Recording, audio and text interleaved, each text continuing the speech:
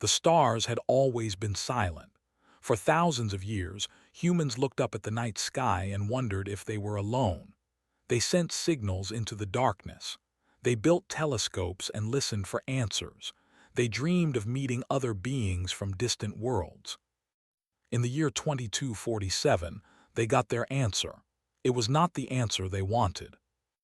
Admiral stood at the window of the Sol Command Center, watching the sunset paint the sky in shades of orange and red. He was 63 years old, with gray hair cut short, and a face marked by decades of military service.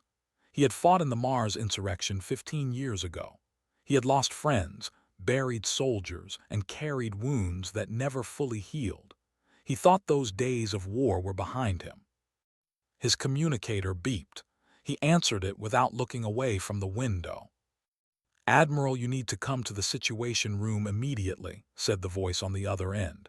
It belonged to his aide, a young officer named. Her voice was calm, but he could hear something underneath it. Fear. "What is it?" he asked. "Ships, sir. Hundreds of them. They just appeared near the moon. They are not ours." Closed his eyes for a moment.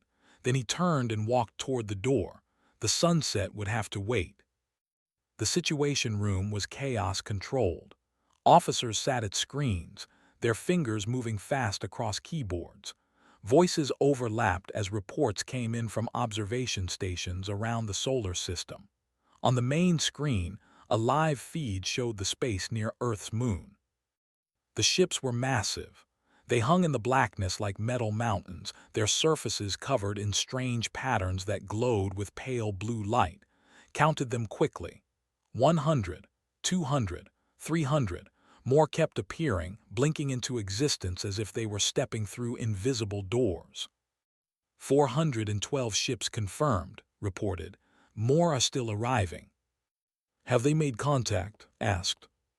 Before anyone could answer, the main screen flickered. The image of the alien fleet disappeared. In its place appeared a face. It was not human.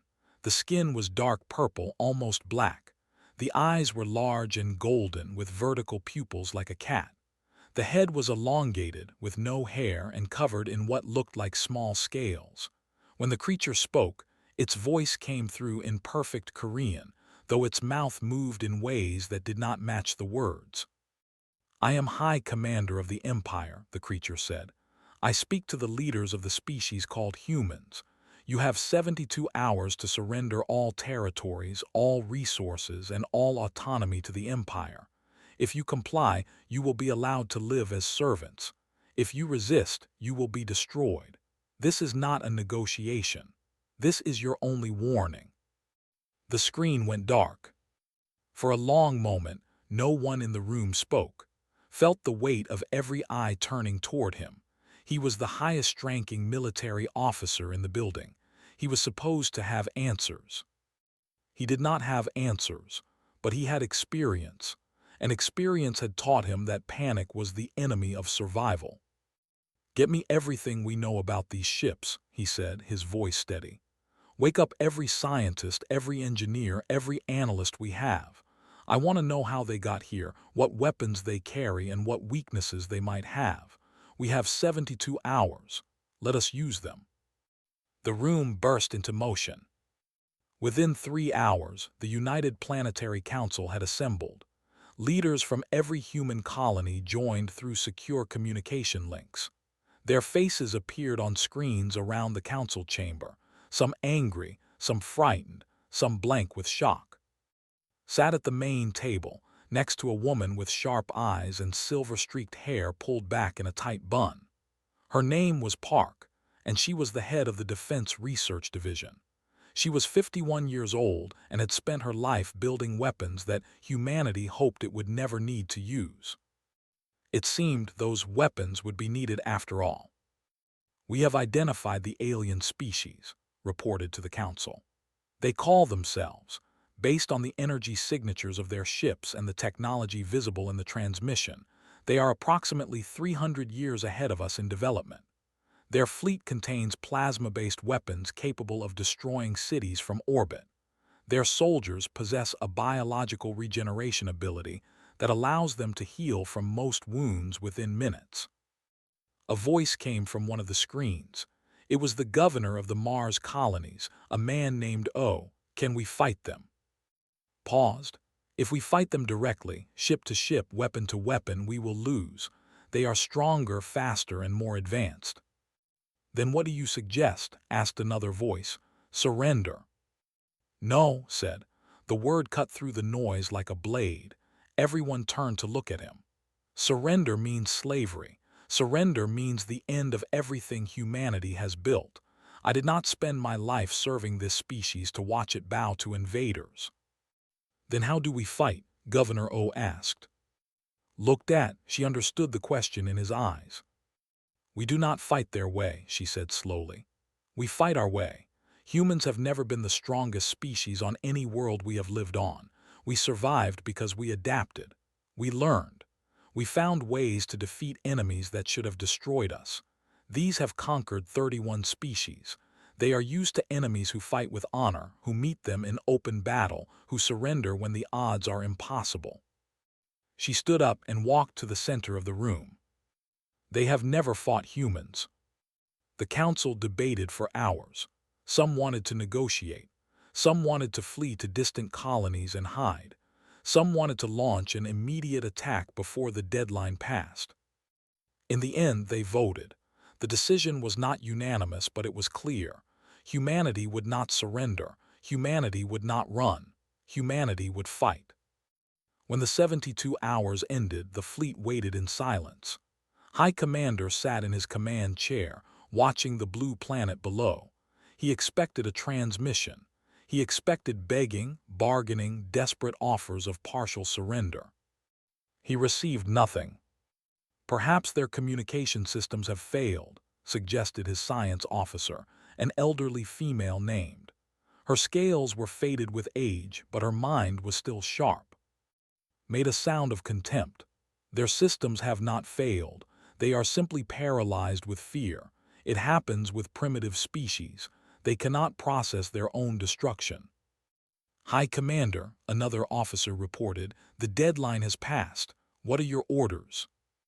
Smiled. It was not a pleasant expression on his alien face.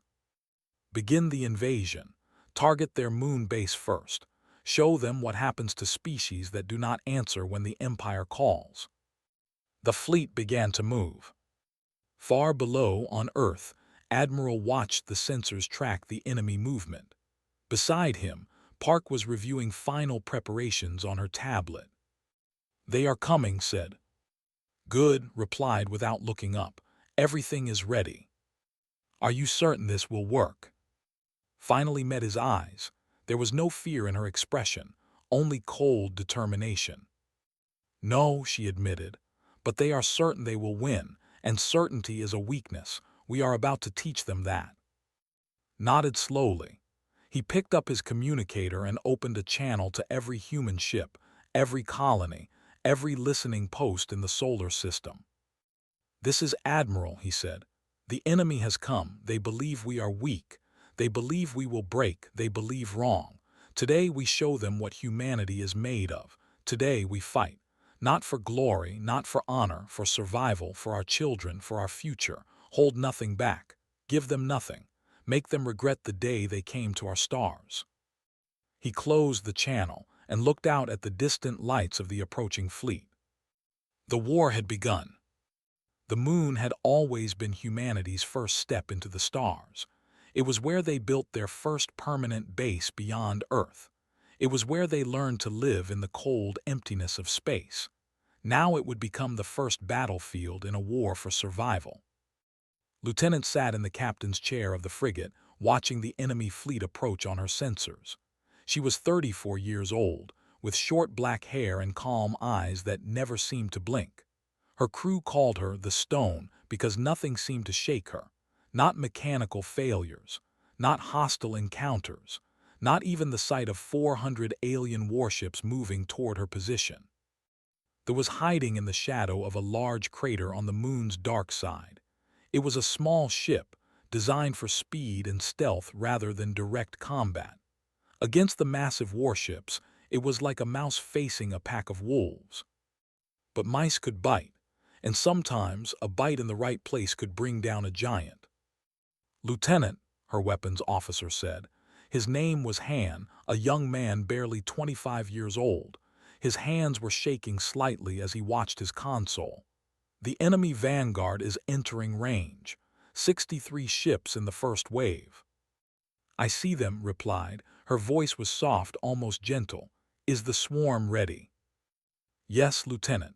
All 40,000 units are charged and waiting." Nodded.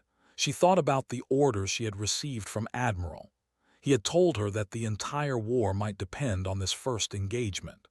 If she could shock the enemy, if she could make them doubt themselves even for a moment, it would give humanity the time it needed to prepare. No pressure at all.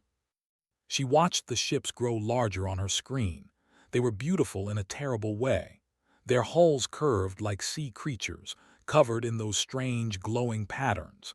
Each one was at least 10 times the size of the. Their plasma cannons could vaporize her ship in a single shot. But they had not seen her yet. They were not looking for something so small, so hidden. They expected human ships to be waiting in the open, ready to fight or surrender. They did not understand that humans had learned long ago that the best fight was the one your enemy never saw coming. "Enemy vanguard passing overhead in 30 seconds, reported. Stood up, she walked to the front of the bridge and looked at her crew.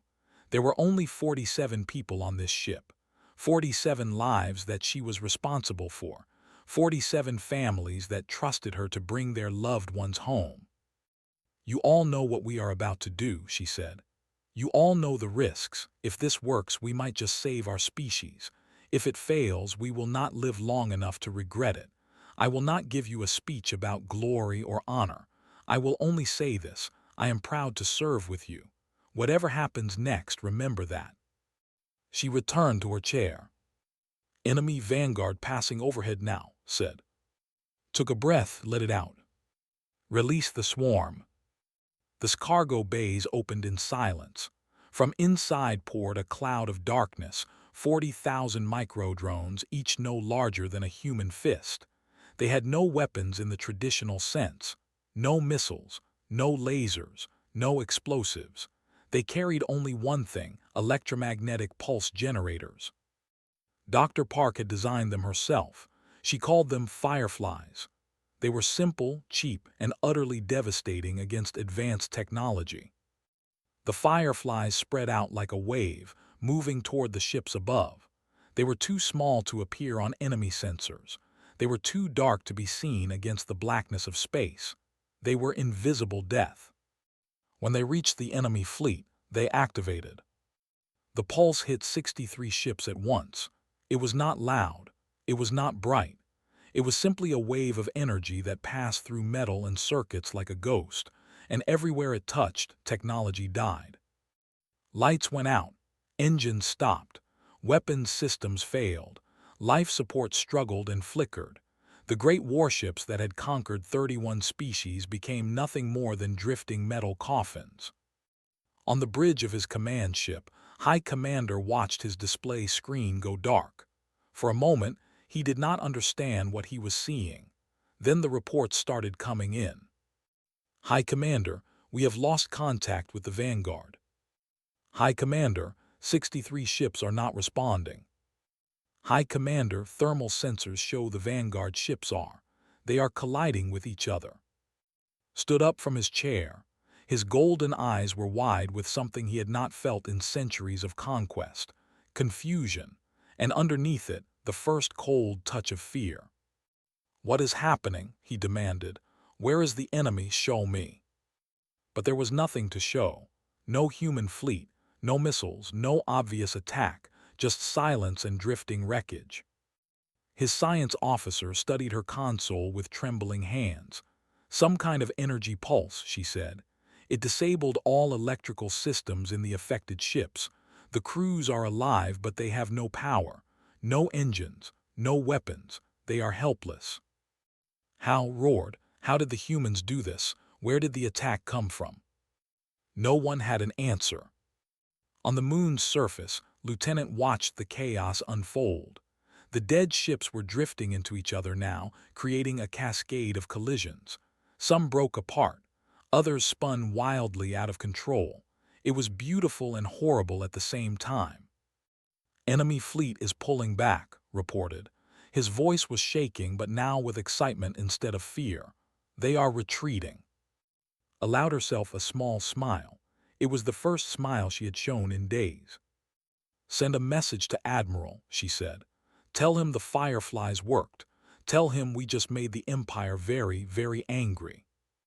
On Earth, Admiral received the message.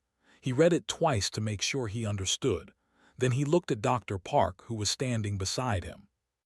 63 ships, he said quietly. 1 frigate and 40,000 drones. 63 ships. Nodded, her face was serious, but there was a light in her eyes. "This was only the first surprise," she said. "We have more." Walked to the window. He could not see the moon from here, but he knew what had just happened there. For the first time in their history, the Empire had retreated from a battle. For the first time, an enemy had hurt them without even being seen. But he did not celebrate. He knew this was only the beginning. "They will come back," he said. "They will come back with more ships, more weapons, more rage. This victory bought us time, nothing more." "Then we will use that time," replied. "We will learn from their wreckage, we will build new weapons, we will prepare. And when they return," walk to stand beside him, "when they return we will hurt them again, and again, and again, until they understand that Earth is not worth the cost, until they learn that humans do not break." Far away in the darkness between worlds, High Commander stood in his command chamber. Around him, his officers waited in silence. They had never seen him like this. His scales had turned pale with shock. His hands were clenched so tight that blood seeped from his palms. "How many ships?" he asked. His voice was barely a whisper. 63 destroyed or disabled, reported. 12,000 crew dead from collisions. The rest are stranded without power. Rescue operations are but what? But we do not understand what happened. We do not know how they did it, and if they can do it again." Slammed his fist against the wall. The metal dented under the impact. "They are primitives," he snarled. "They are insects. They should have surrendered. They should have begged for mercy. Instead they. He could not finish the sentence. He did not have words for what he was feeling. No species had ever done this to the Empire. No species had ever hurt them without even showing themselves. "What are your orders, High Commander?" an officer asked. Turned, his eyes burned with fury. "We return with 800 ships," he said. "We burn their moon to glass. We destroy every colony they have ever built. We make them pay for every drop of blood they have spilled today." He walked toward the door. "They wanted a war," he said. "They will get one. And when it is over, there will be no humans left to remember what they tried to do." But as he left the chamber, a small voice in the back of his mind whispered a question he did not want to hear. What if they do it again? What if they have more surprises? What if we cannot beat them? He pushed the voice away. He refused to listen. That was his first mistake. 3 weeks after the Battle of the Moon, the Empire returned. This time they brought 800 warships. This time they were ready for tricks. This time High Commander swore he would not retreat again. He was wrong about many things, but he was right about one thing. He did not retreat from the second battle. He simply could not win it. Commander watched the approaching fleet from his command center on Mars Colony 7. He was 48 years old, with a thin scar running down the left side of his face, a gift from a shuttle crash on Titan years ago. He had survived 46 days in that wreckage, alone, drinking recycled water and eating emergency rations that tasted like plastic. That experience had taught him something important. Survival was not about strength. It was about patience. It was about lasting one day longer than your enemy expected. 800 ships confirmed, his sensor officer reported. A young woman named Shin. She was one of the best in the fleet, able to read sensor data like other people read books. They are spreading out in a search pattern. They are looking for hidden units. They learned from the moon, said, "Good, let them search. They will not find what is not there." The strategy was clear. They would not group their ships together this time. They would spread out, covering a wide area, making it impossible to hit them all with a single pulse weapon. They thought this would protect them. They were wrong. Had no intention of using the same trick twice. Dr. Park had sent him something new, something they had never seen before, something that would turn their own patience against them. "All ships, this is Commander," he said into his communicator. "Begin Operation Ghost. Remember your training, strike and fade. Never engage directly. Never give them a target they can hit. Make them chase shadows until they collapse from exhaustion." The human fleet scattered. 57 small ships disappeared into the asteroid fields, the moons, the dust clouds of the Mars system. They became invisible. For the next 19 days, the hunted them. It was a nightmare. Every time a patrol found a human ship, the ship fled before weapons could lock on. Every time they committed to a chase, other human ships appeared behind them and struck at their engines, their sensors, their communication arrays. Small wounds, nothing fatal, but the wounds added up. Human missiles did not try to destroy ships. They targeted specific systems, sensor dishes, engine exhaust ports, communication antennas. Each hit made the enemy a little bit slower, a little bit blinder, a little bit more frustrated. And they could not adapt. Their doctrine was based on overwhelming force. They were used to enemies who stood and fought, who could be crushed in direct battle. They did not know how to fight an enemy that refused to be found. They did not know how to chase shadows. On the 5th day, High Commander ordered his ships to form a tight formation and push toward Mars directly. If the humans would not come to him, he would bring destruction to them. It was a trap. As the fleet approached Mars, they passed through a field of asteroids. Hidden among those rocks were thousands of mines, simple devices that waited in silence until an enemy ship came close, then detonated. 37 ships were damaged in the first hour. Their formation broke as captains tried to dodge the explosions. And as soon as the formation broke, human ships appeared and struck again. On the 10th day, soldiers started making mistakes. They were tired. Their regeneration could heal wounds, but it could not cure exhaustion. Their minds were wearing down from constant alerts, constant attacks, constant fear of an enemy they could not see. The science officer brought her concerns too. "High Commander, our crews are showing signs of severe fatigue. Reaction times are slowing. Judgment is impaired. If we do not rest." "Rest," snarled. "We rest when the humans are dead, not before." "High Commander, with respect, we cannot kill what we cannot catch. The humans are not trying to defeat us in battle. They are trying to wear us down, and it is working." Dismissed her with a wave of his hand. He refused to believe that primitive beings could outthink the greatest military force in the galaxy. On the 15th day, Dr. Park arrived at Mars Colony 7. She came on a small transport ship, carrying containers marked with biohazard symbols. Commander met her at the landing bay. "What did you bring?" he asked. Opened one of the containers. Inside were thousands of small capsules, each filled with a pale green liquid. "They have one great advantage," she explained. "Their regeneration. They can heal from wounds that would kill any human, but regeneration is a biological process. It requires specific proteins, specific cellular functions. What happens if those functions are disrupted?" "Understood, they become mortal." "They become mortal," confirmed. "This agent does not kill them. It simply stops their healing for approximately 72 hours, long enough for wounds to become fatal, long enough for fear to replace confidence." The capsules were loaded into special missiles. On the 16th day, human ships attacked the fleet again. This time, they did not aim for systems. They aimed for hulls. They breached the ships and released the green mist inside. At first, they did not notice. Then one of their soldiers took a wound from a flying piece of metal, a small cut on his arm.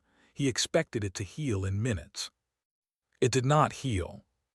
An hour later, the wound was still bleeding. 2 hours later, it was infected.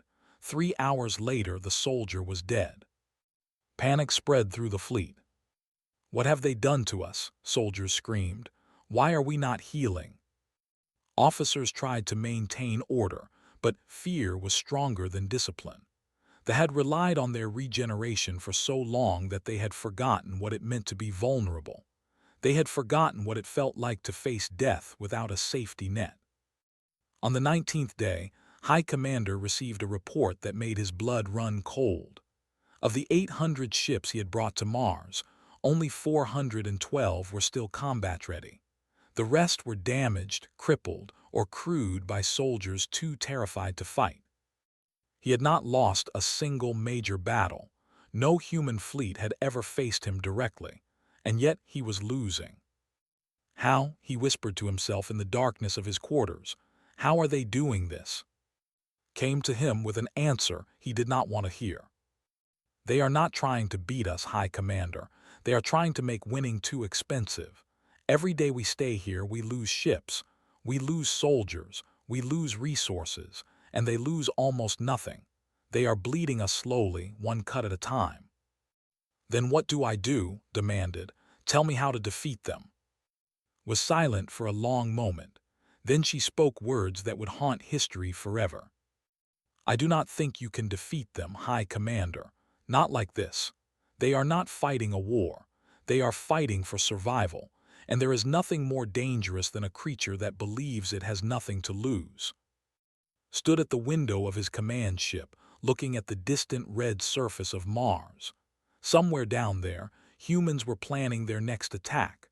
Somewhere in the darkness, more minds were waiting.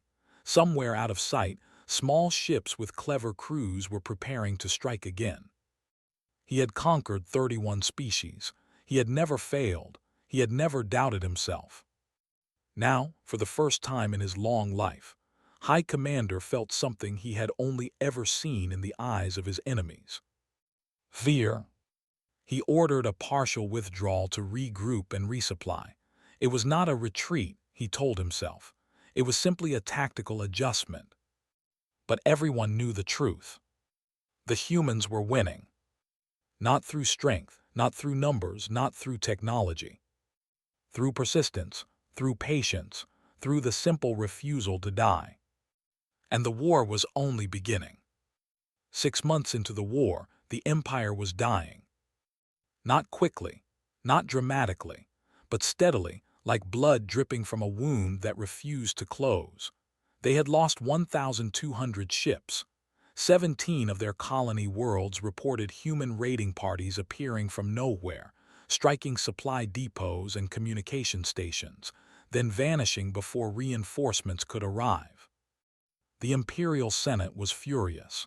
They had expected a quick victory over a primitive species. Instead, they were watching their military crumble against an enemy that refused to fight fairly. High Commander stood before the Senate, his scales dull with exhaustion and shame. He had not slept properly in months. Every time he closed his eyes, he saw human ships appearing from shadows. He heard the screams of his soldiers as their regeneration failed. He felt the cold grip of an enemy he could not understand. "You promised us victory in days," the Senate leader said. Her name was an ancient female whose scales had turned white with age. Her voice was cold as ice. "Instead, you have given us disaster. Explain yourself." "The humans are unlike any enemy we have faced," said. "They do not follow the rules of war. They do not seek honorable combat. They strike from darkness and disappear. They use weapons we have never seen. They are primitives," interrupted. "They are insects. And you are telling me that the greatest military commander in our history cannot crush insects?" Had no answer. The Senate gave him one final chance. They authorized the construction of an armada larger than any in history, 3,000 warships, every vessel the Empire could spare, every soldier they could train. "You will take this fleet to Earth," commanded. "You will destroy you will burn their cities to ash. You will end this war or you will not return at all." Accepted the order, he had no choice. 3 months later, the armada was complete. It was a sight that would have made any species in the galaxy surrender on sight. 3,000 ships, spreading across space like a wall of metal and fire. Enough firepower to crack planets. Enough soldiers to occupy entire star systems. High Commander stood on the bridge of his flagship, watching his fleet assemble. This time, there would be no tricks. This time, there would be no guerrilla tactics. He would bring such overwhelming force that no amount of cleverness could save the humans. "Set course for Earth," he ordered. "Maximum speed, we end this now." On Earth, Admiral received the intelligence report. He read it 3 times, making sure he understood the numbers. 3,000 ships. He had less than 500. In any normal war, this would be the end. A force outnumbered 6-1 had no chance of victory. The smart thing would be to evacuate, to scatter, to hide and hope the enemy would eventually give up. But was not interested in smart. He was interested in winning. He called his commanders to the Sol bunker. Dr. Park, Lieutenant, Commander, Captain Lee, the people who had kept humanity alive for 6 months against impossible odds. "They are coming with everything," told them. "Every ship, every soldier, every weapon. They are betting everything on this attack." "Then they have left everything else undefended," said quietly. Nodded exactly. He turned to Captain Lee. She was 39 years old, with sharp features and eyes that never missed anything. She led humanity's Special Operations Division, the soldiers who did the impossible when no one was watching. "Captain Lee, I have a mission for you. It is dangerous. It may be a one-way trip. I will not order you to take it." Smiled slightly. It was not a happy smile. It was the smile of someone who had already accepted whatever came next. "Tell me what you need, Admiral." The plan was simple in concept, impossible in execution. While the fleet attacked Earth, a small team would travel to not to destroy it, not to kill civilians, just to deliver a message that would break the enemy's will to fight. The team consisted of 12 people, 12 volunteers who knew they might never return. They traveled in a captured transport ship, using stolen codes and forged identification. It took them 4 weeks to reach space. During those 4 weeks, the Battle of Earth began. It was the largest battle in human history. 500 human ships against 3,000 warships. The sky above Earth filled with fire and metal.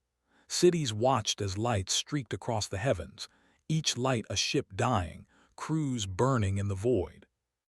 Admiral commanded from orbit, his flagship surrounded by the fleet he had built over 6 months of desperate preparation.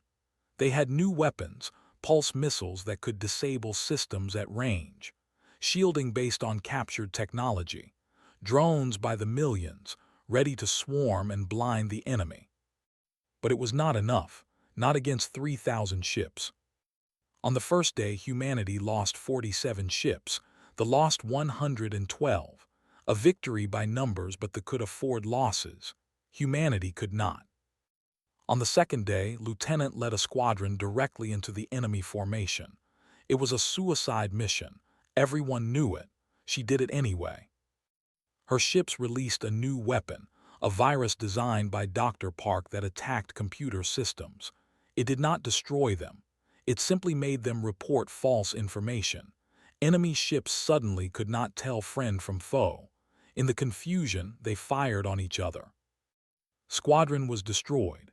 She ejected at the last moment, drifting alone in space for 6 hours before rescue ships found her. On the third day, they reached Earth's orbit. High Commander prepared to begin the bombardment. He would burn every city. He would destroy every trace of human civilization. He would make an example that the galaxy would remember forever. Then he received a message from home. Captain Lee and her team had reached the capital city. They had infiltrated the central plaza, the heart of the empire, and they had placed devices throughout the city, devices that projected holographic messages in perfect script. The messages were simple. We are in your home. We could have killed you. We chose not to. Surrender. The messages appeared on every screen, every building, every surface in the city. Civilians saw them and panicked. If humans could reach their capital, the heart of their empire, nowhere was safe. Nothing was protected. The Imperial Senate sent an emergency message too. There was under attack. They needed ships to return immediately. And in that moment, understood what the humans had done. They had not tried to defeat his fleet. They had made him choose. Continue the attack on Earth and leave his vulnerable, or retreat to protect his home and give Earth time to rebuild. No matter what he chose, he lost. He chose to continue the attack. He was too proud to retreat, too angry to think clearly, too desperate to prove he could still win. It was the wrong choice. For the next 48 hours, the Battle of Earth reached its peak. Human ships threw themselves at the enemy with abandon. They used tactics no military strategist would approve. They rammed disabled ships into enemy formations. They overloaded their own reactors to create explosions that took dozens of vessels with them. Dr. Park worked without sleep, coordinating weapons development from her bunker. Commander led reinforcements from Mars. Every human who could fight did fight. Every resource humanity had was thrown into the battle. When the 72 hours ended, the same 72 hours that had given humanity to surrender at the beginning, only 400 ships remained. The rest were destroyed, disabled, or drifting without power. High Commander stood on his bridge, surrounded by the burning remains of his fleet. He had lost, completely, absolutely. His career was over. His legacy was ash. "Your orders, High Commander," his officer asked. Said nothing for a long moment. Then he gave the only order he could give. "Retreat, signal all remaining ships. We are leaving." The 400 ships turned and fled. They left behind the wreckage of 2,600 vessels. They left behind hundreds of thousands of dead soldiers. They left behind the myth of invincibility. On Earth, Admiral watched them go. He was wounded. A piece of shrapnel had hit his shoulder during an attack on the command center. He barely noticed the pain. "We won," someone said. Their voice was full of disbelief. Shook his head slowly. "We survived. That is not the same thing, but it is enough." He looked at the stars where the enemy had disappeared. "Now we make sure they never forget what happened here. We make sure no one ever threatens Earth again." The war was almost over. But the lesson was just beginning. The Empire sued for peace. The message arrived 3 weeks after the Battle of Earth. It came through every diplomatic channel the Empire possessed, broadcast in every human language, repeated again and again to make sure it was heard. They wanted to surrender. Admiral read the message in his hospital bed. His shoulder was healing, but the doctors had ordered him to rest. He ignored them. There was too much work to do. "They are asking for terms," Dr. Park told him. She sat beside his bed, looking almost as exhausted as he felt. Neither of them had slept properly in months. "They are willing to accept almost anything: reparations, territory transfers, military limitations. They are desperate." "Good," said. "They should be desperate, but we will not demand what they expect." Raised an eyebrow. "What do you mean?" Looked out the window. The sun was rising over Seoul, painting the sky in colors of gold and pink. He thought about everything humanity had lost in this war: ships, soldiers, entire colonies, friends who would never come home. If we take their territory, we become conquerors. If we demand tribute, we become tyrants. We will not become what they are. We fought this war to survive, not to rule. Then what do we demand? Turned to face her. His eyes were tired but clear. Recognition. Memory. We demand that they remember what happened here. We demand that they teach their children why they should never threaten humanity again. We demand that this war becomes a lesson that echoes through their history forever. 2 months later, Admiral traveled for the treaty signing. He brought a small delegation with him. Dr. Park, lieutenant who had recovered from her injuries, Commander Captain Lee, who had safely returned from her mission to the capital. They walked through streets filled with citizens. The aliens stared at them with expressions that mixed fear, hatred, and something else, something that might have been respect. These were the beings who had defeated the greatest military force in the galaxy. These small, fragile creatures who could not regenerate wounds, who lived such short lives, who had been considered primitive only a year ago. Now they walked through the heart of the Empire as equals, more than equals, as victors. The Imperial Senate chamber was vast. Thousands of seats rose in circles around a central platform. Every seat was filled with officials, military commanders, scientists, historians. They had come to witness the moment their empire was humbled. High Commander was there in chains. His scales had turned gray with shame. His golden eyes were empty. He had been stripped of his rank, his honors, his name. He was no longer a commander. He was simply a reminder of failure. The Senate leader stepped forward to greet the human delegation. She moved slowly, her ancient body showing its age. "Admiral," she said, her voice carried through the chamber, translated by devices into human language. "You have defeated us. You have done what no species has ever done before. You have earned the right to name your terms. Whatever you demand, we will give." Walked to the center of the platform. He was aware of every eye watching him, every sensor recording him, every historian preparing to write down his words. He thought about what to say. He thought about everything humanity had suffered. He thought about the children who would never know their parents because of this war. He thought about the colonies that lay in ruins. He thought about the soldiers who died alone in the cold darkness of space. He could demand anything. He could cripple the empire. He could reduce them to servants. He could take revenge for every human life lost. Instead, he said something the never expected. "We do not want your territory. We do not want your wealth. We do not want your submission." Silence fell over the chamber. They stared at him in confusion. What do you want?" asked. "We want you to remember," said. "We want you to record this war in your histories. We want you to teach your children what happened when you underestimated humanity.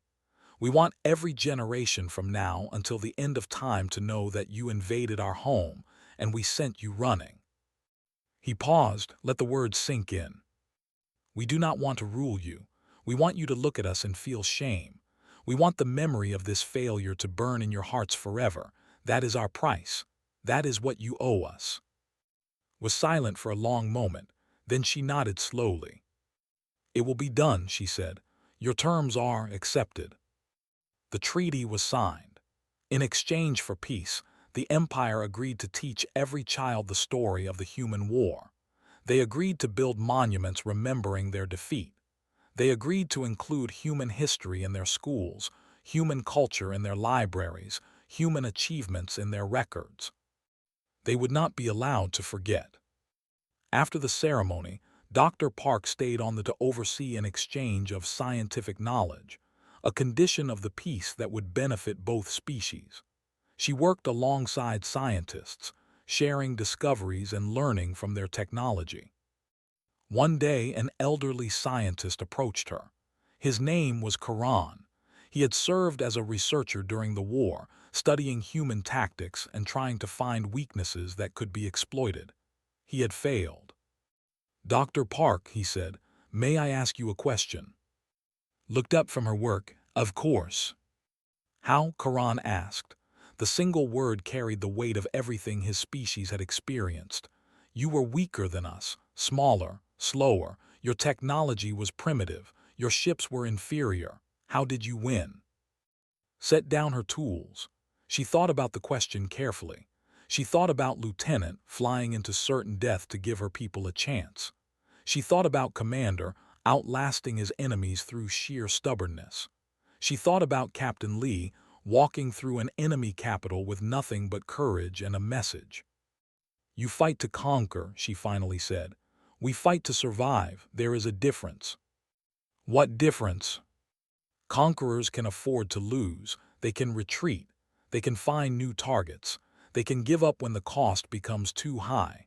But a species fighting for survival has no such option. We could not retreat. We could not give up. We could not accept any outcome except victory." She met his eyes. "You gave us no choice but to win. And when a human has no choice, they will do anything. They will sacrifice anything. They will endure anything. That is what you did not understand. That is why you lost." Karan was silent for a long time. Then he nodded slowly. "I think I understand now," he said. "You are not dangerous because you are strong. You are dangerous because you refuse to accept that you can lose." "Yes," said, "and we always will." They built a monument. It stood in the central plaza of their capital city, the same plaza where Captain Lee had delivered her message. The monument was simple, a pillar of black stone inscribed with words in both script and human text. "Here stands a reminder of imperial hubris. In the year of fire, the VLORAN Empire invaded Earth. We BLIVD humans were weak. We BLIVD they would surrender. We were wrong. This monument stands so that we never forget. Some lessons cost everything to learn. Centuries passed. The Empire never expanded again. Other species in the galaxy heard the story and wondered at it. A primitive species had defeated the greatest military power in known space. It seemed impossible. It seemed like a myth. But it was true. Young grew up studying the human war. They learned about Lieutenant and her fireflies, about Commander and his 19-day campaign, about Captain Lee and her impossible infiltration, about Admiral, who demanded nothing but memory as payment for his people's suffering. When they asked their elders why the Empire never tried to conquer again, the answer was always the same.